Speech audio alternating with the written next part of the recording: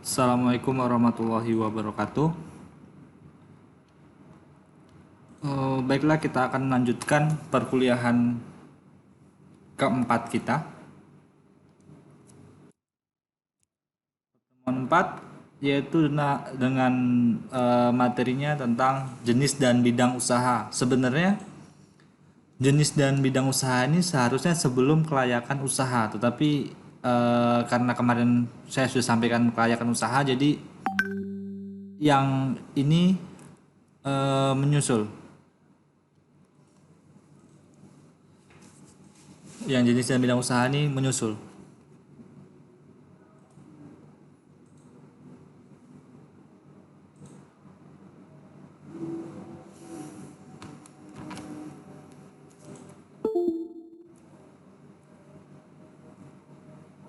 Oke. Jenis usaha. Jenis usaha yaitu memilih jenis dan bidang usaha yang digeluti tentunya memiliki pertimbangan tersendiri. Karena melalui pertimbangan yang matanglah, maka peluang keberhasilan usaha yang digeluti akan semakin tinggi.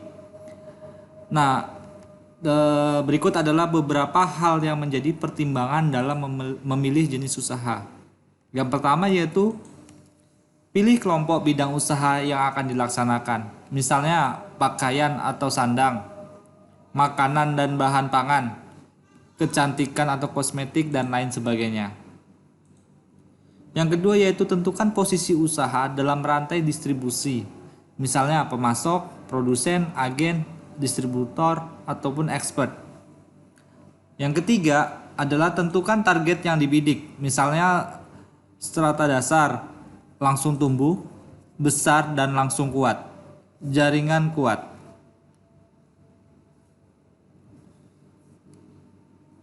Yang keempat yaitu tentukan fokus bisnis manakah yang dipilih, misalnya produk, perdagangan atau jasa. Nah, yang kelima, tentukan posisi tawar untuk memenangkan persaingan, misalnya price leaders, product leadership, low cost leadership, operational leadership, network leadership, dan teknologi leadership. Nah, karena sebelumnya kalian telah menentukan apa yang kalian akan bangun dalam usaha kalian nanti di ide bisnis kemarin. Nah, selanjutnya adalah kalian tentukan dulu pemasok kalian tuh dari mana, produsen kalian tuh siapa target yang kalian bidik di sana. Nah, jadi adalah setelah bisnis itu terbentuk, maka yang selanjutnya yaitu menentukan bidang-bidang seperti bidang usaha, posisi, target, fokus, dan tawaran dari produk kalian. Nah, setelah melalui pertimbangan yang matang, maka calon entrepreneur dapat memilih jenis usaha yang digelutinya. Setidaknya terdapat 3 jenis kategori umum usaha, yaitu yang pertama usaha produksi atau manufacturing, yang kedua adalah usaha perdagangan atau trading, dan yang ketiga adalah usaha jasa atau service. Nah, di sini ada 3 pilihan. Punya kalian itu masuk ke mana? Apakah usaha produksi, perdagangan, atau jasa? Nanti kita akan buat semacam proposal untuk mendapatkan bagaimana kita menawarkan sebuah jasa ataupun produk kepada orang yang akan menjadi sumber dana di usaha kita ini. Nah, yang selanjutnya itu bidang usaha produksi.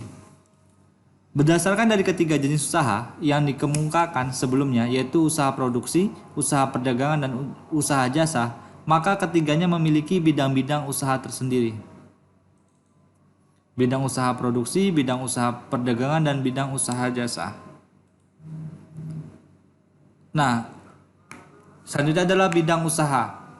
Bidang usaha produksi adalah segala sesuatu yang menghasilkan barang baik dalam bentuk penggalian atau pengelolaan sumber daya alam, produk pertanian, produk perkebunan, peternakan maupun mengolah bahan mentah menjadi bahan siap pakai. Dilihat dari skala produksinya. Ada yang skala besar, skala menengah, dan skala kecil. Yang kemudian adalah pihak yang berkepentingan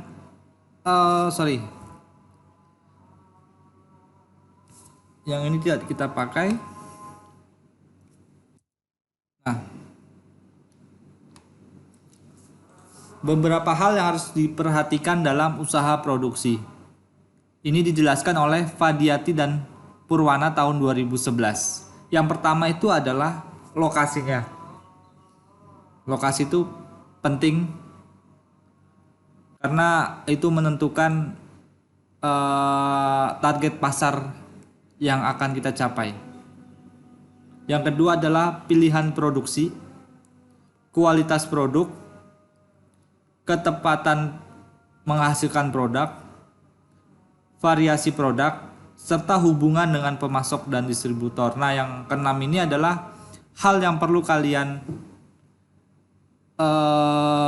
cermati karena kita harus punya hubungan baik antara pemasok dan distributor. Karena kalau tidak ada pemasok, kita bahan dari mana? Dan kalau tidak ada distributor, siapa yang akan mendistribusikan usaha kita ketika kita sudah memiliki sebuah produk nantinya? Nah, dari berbagai bidang usaha produksi, yang banyak diminati saat ini adalah usaha home industry. Nah, home industry adalah unit usaha dalam skala kecil yang bergerak dalam bidang industri tertentu. Berdasarkan produk yang dihasilkan, maka home industry dapat diklasifikasikan pada industri produk makanan, produk kerajinan, dan pemberdayaan lingkungan. Sedangkan jika dilihat dari proses produksinya, maka home industry dibedakan atas industri pengolahan bahan mentah menjadi bahan baku, industri pengolahan bahan baku menjadi bahan setengah jadi, dan industri pengolahan bahan setengah jadi menjadi bahan lagi. Nah, ini kalian juga buat nantinya ketika kalian akan membuat proposal, kalian masuk ke bagian yang mana? Karena kalian kan sudah punya usaha masing-masing yang kalian buat dan kalian presentasikan di pertemuan sebelumnya.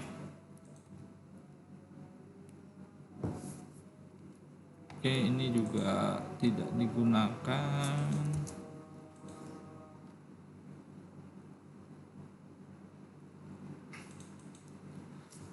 Nah, menurut Taylor, sebagaimana dikutip Lipriodi tahun 2007, menjelaskan home industry memiliki kelebihan. Yang pertama yaitu dapat melupakan jam kerja rutin dari pagi hingga petang. Yang kedua, tidak bertemu dan berhadapan dengan pimpinan yang suka marah dan memerintah. Yang ketiga, menghilangkan perasaan takut waktu bekerja. Yang keempat, tidak menaati promosi jabatan yang membosankan. Yang kelima, mengoptimalkan seluruh keterampilan yang dimiliki. Yang keenam, mengabaikan usia yang merupakan penghalang jika sebagai pegawai kantor. Selanjutnya, bekerja dengan suasana nyaman karena di rumah sendiri. Setelah itu, pada awal usaha memperoleh keuntungan bebas pajak. Yang kesembilan, menghemat waktu biaya transportasi perjalanan sebab tidak perlu ke kantor sehingga mengurangi kepadatan lalu lintas. Yang kesepuluh adalah dapat lebih dekat dengan anggota keluarga. Serta yang terakhir adalah meningkatkan standar hidup dan kesejahteraan keluarga. Nah, ini kalau misalkan kalian rata-rata di tempat kalian yang usaha yang kalian tawarkan adalah usaha home industry rata-rata yang kalian presentasikan di pertemuan sebelumnya. Nah, yang selanjutnya itu walaupun home industry merupakan usaha produksi dalam kategori skala kecil, namun dalam menjalankan usaha home industry memiliki hambatan-hambatan, diantaranya adalah pengetahuan dasar yang dimiliki. Nah, ini terkadang kalau kita membuat bisnis baru itu terkesan kita tidak memiliki modal ataupun pengetahuan bagaimana cara untuk mempromosikannya dan lain sebagainya. Itu adalah yang menjadi kendala oleh pelaku home industry.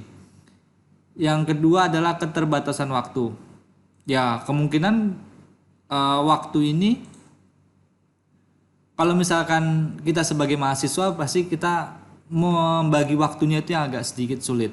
Waktu untuk jualan dan waktu untuk kuliah dan waktu untuk mengerjakan tugas. Nah, itu biasanya sedikit menyita waktu di kalau kita misalkan jualan.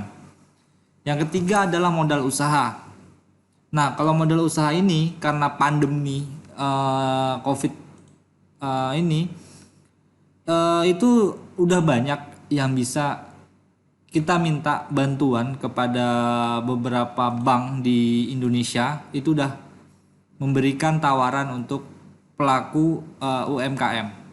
Ataupun kalau misalkan kalian tidak bisa minjem ke bank, di mahasiswa itu sebenarnya ada juga yang kemarin kalau kalian kerjakan di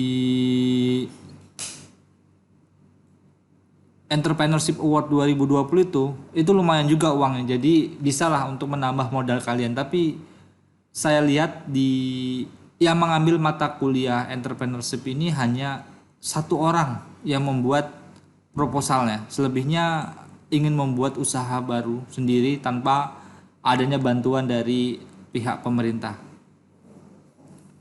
Nah, yang keempat adalah profesionalisme tenaga kerja. Yang kelima, manajemen dan pengelolaan usaha. Dan yang keenam adalah bagian pemasarannya. Nah, itu adalah beberapa hambatan yang sering dimiliki oleh usaha home industry. Yang selanjutnya adalah bidang usaha perdagangan. Usaha bidang perdagangan atau trading dikelompokkan atas dua macam, yaitu usaha retail dan distributor. Nah, usaha retail sering juga disebut usaha eceran, di mana jenis produk yang dibuat oleh usaha produksi ditawarkan di warung, toko, minimarket, dan lain-lain. Jenis usaha perdagangan retail walaupun kecil adalah penting dalam penyaluran barang yang dibuat oleh usaha produksi kepada konsumen. Akhirnya usaha perdagangan retail sulit menyalurkan produksinya, walaupun produsen dapat langsung menjual ke konsumen namun tidak efisien.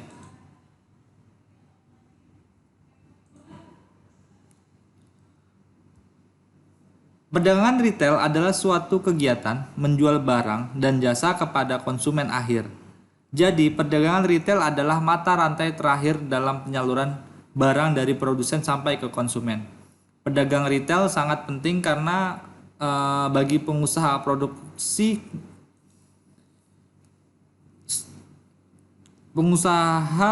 karena melalui usaha produsen dapat memperoleh informasi berharga tentang produksinya.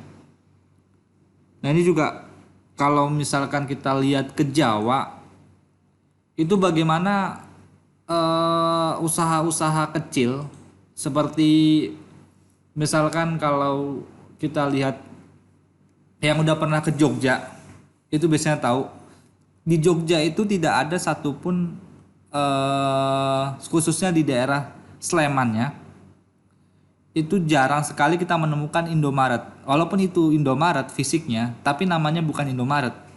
Itu biasanya diganti oleh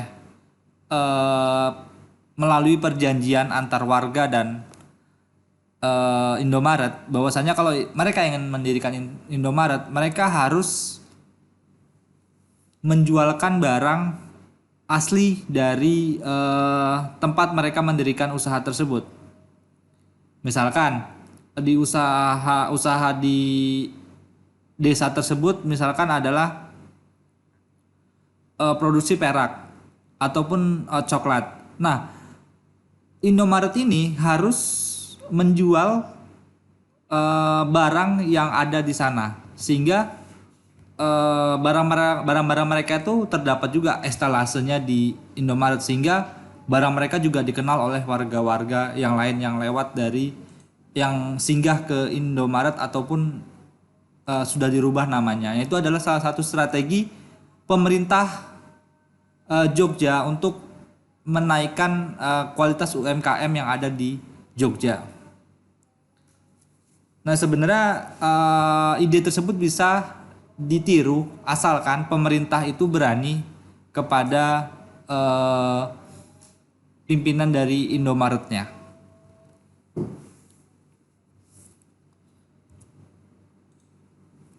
Nah, jika dilihat di atas ada atau tidaknya kepemilikan tempat usaha, maka pedagang retail dapat dibedakan atas dua jenis, yaitu pedagang retail bertoko. Nah, pedagang retail bertoko dapat dibedakan atas yang pertama spesialisasi store atau toko khusus, yang kedua department store, toko serba ada, yang ketiga supermarket atau toko swalayan, selanjutnya convenience store atau toko barang kebutuhan sehari-hari, yang kelima superstore, combination store, and hypermarket atau toko super, toko tabungan, dan hypermarket. Yang keenam adalah discount store, toko pemberi potongan harga. Yang ketujuh off price retail. Yang kedelapan atau yang terakhir adalah katalog showroom, ruang pamer katalog.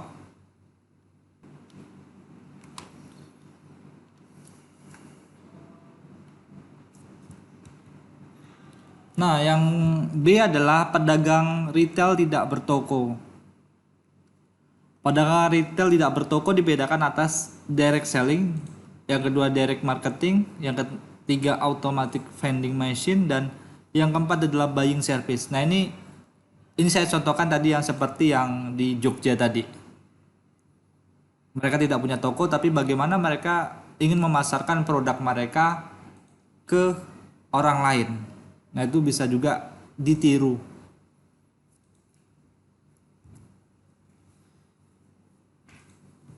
Selanjutnya adalah organisasi retail atau retail organization.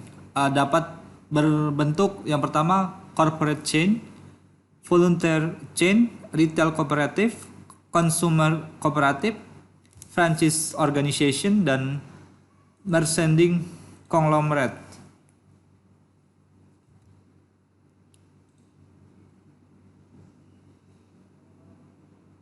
Nah, hal-hal yang harus diperhatikan pedagang retail dalam menjalankan usaha retail adalah lokasi, kelengkapan barang, ketepatan harga, dan suasana toko. Nah, ini kita bisa lihat di pinggir-pinggir jalan ataupun di gang-gang itu banyak sekali toko-toko ataupun hipermarket yang ada di Pekanbaru ini. Kita bisa membandingkan, kalau misalkan tempatnya agak gelap, itu kita lihat pasti ya sangat jarang yang membeli di sana. Tapi kalau kalian lihat di Indomaret atau Alfamart yang lampunya terang, itu juga berpengaruh terhadap pembeli untuk membeli barang yang ada di toko tersebut. Nah, Berman dan Evan tahun 98 menjelaskan beberapa hal yang penting terkait dengan suasana toko retail, yaitu eksterior, interior, layout, dan karyawan. Nah, ini bisa kita lihat di beberapa toko yang ada di Pekanbaru. Eksteriornya bagaimana, interiornya bagaimana, layoutnya bagaimana, karyawannya ramah atau tidak, itu yang menjadi pembanding dari konsumen terhadap toko-toko yang akan dia masuki. Nah, usaha retail memiliki kekuatan karena berhubungan langsung dengan konsumen, sehingga konsumen dapat diketahui secara cepat. Bagi yang bergerak di usaha retail kecil, tidak diperlukan modal besar, tetapi rentabilitasnya besar. Sering dianggap retail merupakan usaha tambahan, sehingga tidak konsentrasi penuh. Hubungan konsumen dengan pedagang retail kecil Dekat karena sering terjadi dialog antar pedagang dan pembeli. Sedangkan kelemahan dari usaha retail adalah masalah pembukuan yang kurang diperhatikan, sehingga laba yang digunakan untuk keperluan yang tidak terkait dengan usaha sering melebihi target. Apabila berlangsung sering dapat berakibat modal terpakai. Ini adalah salah satu kelemahan ketika kita memiliki usaha retail. Tapi sekarang juga sudah banyak kok aplikasi-aplikasi yang bisa kalian download di Play Store. Itu ada banyak pembukuan-pembukuan digital, sehingga kalau kalian jualan kan masukkan ke sana, ya mudah-mudahan itu bisa membantu keuangan dari usaha yang kalian bangun. Nah, yang selanjutnya adalah distributor.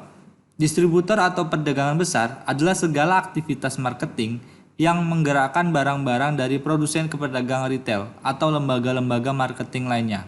Menurut Alma tahun 2009. Perdagangan besar berfungsi untuk mendistribusikan barang-barang hasil produksi ke pedagang retail, sehingga dalam hal ini distributor tidak berhubungan langsung dengan konsumen. Jumlah transaksi yang dibeli pun relatif besar, serta harga dapat berubah menurut situasi. Hal ini atau tidak mengikat. Namun produsen dapat memberikan keringanan seperti diskon ataupun korting, pembayaran kredit, cara pengiriman dan lain sebagainya. Nah, perdagangan besar dapat digolongkan sebagai berikut. Yang pertama adalah distributor yang berfungsi terbatas. Nah, itu terdiri dari pengiriman barang, perdagangan dengan truk, distributor tunai dengan self-service, retail yang bersama-sama memiliki usaha distributor, kelompok sukarela bergabung dengan grosir. Nah, kalau yang nomor 4 ini bisa kita contohkan yang di Jogja tadi. Terus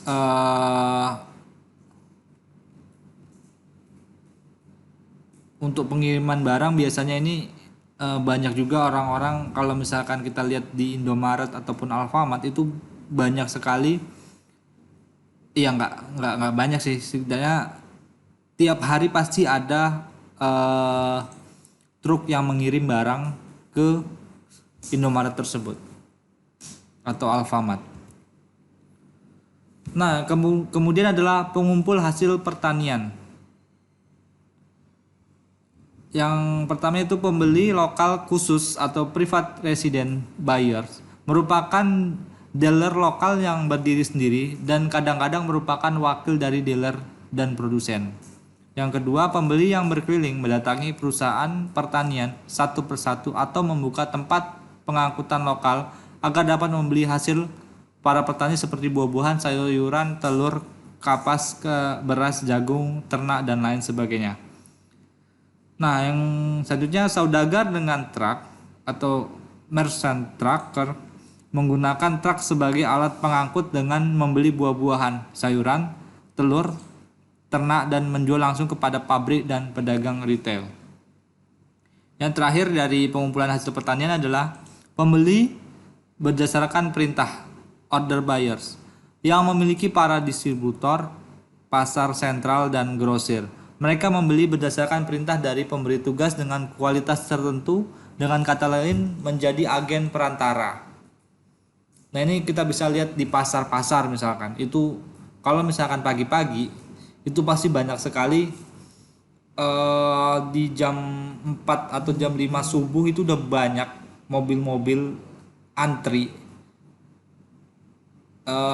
baik yang menjadi pengumpul hasil pertanian ataupun yang membeli di pasar. Itu bisa kalian lihat di pasar-pasar tradisional. Kalau misalkan kalian di Pekanbaru ataupun di Panam, itu bisa kalian lihat di pasar Arengka. Nah, itu adalah salah satu contoh dari pengumpul hasil pertanian ini. Nah, yang C adalah menurut jenis barang yang diperdagangkan. Yang pertama distributor barang umum, dan yang kedua adalah distributor barang khusus. Yang D yaitu menurut lapangan, distributor melayani pabrik atau mill supply wholesaler atau industrial distributor. Mereka menjual berbagai barang hasil industri yang dibelinya ke pabrik-pabrik. Yang kedua yaitu penjual barang khusus ke pabrik, single line wholesaler. Distributor ini memperdagangkan produk khusus untuk dijual kepada macam-macam pembeli industri dan bertindak sebagai dropshipper. Contohnya adalah distributor kertas, distributor bahan kimia, distributor baja dan lain sebagainya. Nah ini bisa kita lihat kalau misalkan banyak mobil besar-besar, nah itu juga termasuk penjual barang khusus ke pabrik. Misalkan kalau ada kontainer-kontainer itu biasanya isinya kertas, terus besi-besi dan lain sebagainya. Itu banyak kita temui di jalan-jalan. Nah, yang ini adalah menurut daerah operasi atau daerah yang dilayaninya. Itu ada 3 yaitu distributor tingkat nasional, distributor tingkat provinsi, dan distributor lokal. Selanjutnya itu fungsi perdagangan besar. Pengumpul dan penyebaran. Selanjutnya pembeli dan penjual, pemilihan barang, pemberian kredit, penyimpanan dan pengangkutan. Itu adalah fungsi dari perdagangan besar. Selanjutnya itu bidang usaha jasa. Bidang usaha jasa selain faktor sumber daya teknologi, keuangan, dan pemasaran, maka sumber daya manusia sebagai sumber dalam bersaing. Hal ini disebabkan oleh karena sumber daya manusia merupakan sumber daya organisasi yang berhubungan langsung dalam aktivitas pemberian jasa kepada pelanggan atau konsumen. Nah, pada tahun 2007, Kotler dan Armstrong dalam Solihin menjelaskan usaha jasa mengandalkan pemasaran interaktif yang dilakukan entrepreneur kepada pelanggan secara langsung melalui aktivitas pemasaran internal dalam bentuk pemberian berbagai pelatihan yang akan meningkatkan kualitas pelayanan kepada pelanggan. Saat ini, usaha di bidang jasa merupakan usaha yang cepat pertumbuhannya, terutama pada bidang usaha kecil.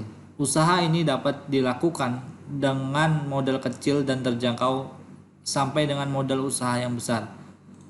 Nah ini bisa kita lihat di antaranya yaitu usaha jasa konstruksi, usaha jasa perbankan dan lembaga keuangan, usaha jasa bidang asuransi, usaha jasa properti, usaha jasa transportasi, pengiriman, kesehatan, pariwisata, bidang organisasi profesi, dan pengetikan dan penerjemahan. Nah itu juga termasuk ke dalam UMKM.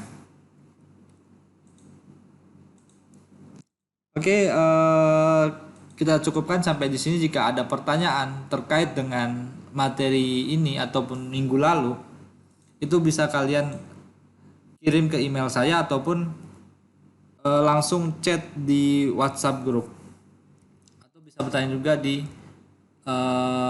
YouTube-nya. Oke, sekian dari saya. Assalamualaikum warahmatullahi wabarakatuh.